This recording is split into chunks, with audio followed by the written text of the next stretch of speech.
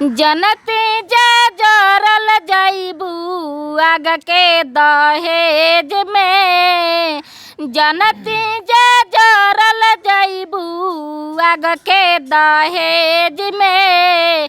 पाप हम कइनी हो बेटी, पाप हम कइनी हो बेटी ससुरा में भेज के। पाप हम कइनी हो बेटी ससुरा में भेज के। पाप हम कइनी हो बेटी काटल तू है खबूरनिया बड़ा रे विपतिया। रवल बितल होई तोहर दिन रतिया। काटल तू है खबूरनिया बड़ा रे विपतिया। रवल बितल होई तोहर दिन रतिया। माई कह के कुहकल खबू दुखवायोंगे जिके। माई कह के कुहकल खबू दुखवायोंगे जिके।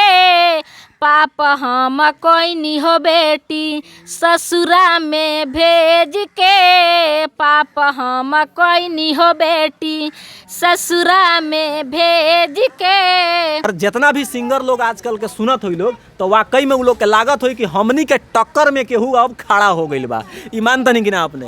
मानता नहीं। काहे कि उ लोग अश्लील गाना गावता और आवाज भी में वो लोग के कोनो क्वालिटी कोनो दम नहीं के। खाली एगो म्यूजिक बस लगा दे वाला लोग धड़ाक धुड़ुक बस वही पर तंगा चल जाला, लेकिन आवाज में कोनो दम नहीं के, कोनो टैलेंट नहीं के। लेकिन अपने के जौन आवाज बा एकदम झकास बा, एकदम पूरा फुल स्केल बा। बहुत अच्छा गाना गावता नहीं। अपने कोनो चैनल बा का यूट्यूब पे? जी हमार चैनल बा गुड़िया सिंह ऑफिशियल। ऊपर वीडियो डलाइल बाटे। हमार जौन गाना निकल रहा तन दूसरा चैनल पर डलाइल बा, सुपर स्टूडियो चैनल पर डलाइल बा। लेकिन हमारा चैनल पर 2 गाना डलाइल बाटे। अब बाकी वीडियो डलाला। हमार चैनल के नाम है गुड़िया सिंह ऑफिशियल। ज़्यादा से ज़्यादा देखी वीडियो, लाइक कमेंट शेयर सब्सक्राइब जरूर करें।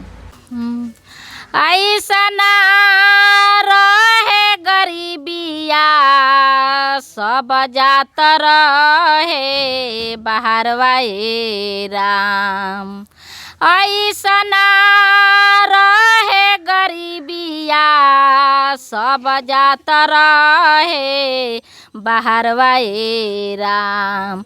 बीचवे में लड़ल टरेनावा, बीचवे में लड़ल टरेनावा। केतना के जानावा गइल राम। बीचवे में लड़ल टरेनावा केतना के जानावा गइल राम।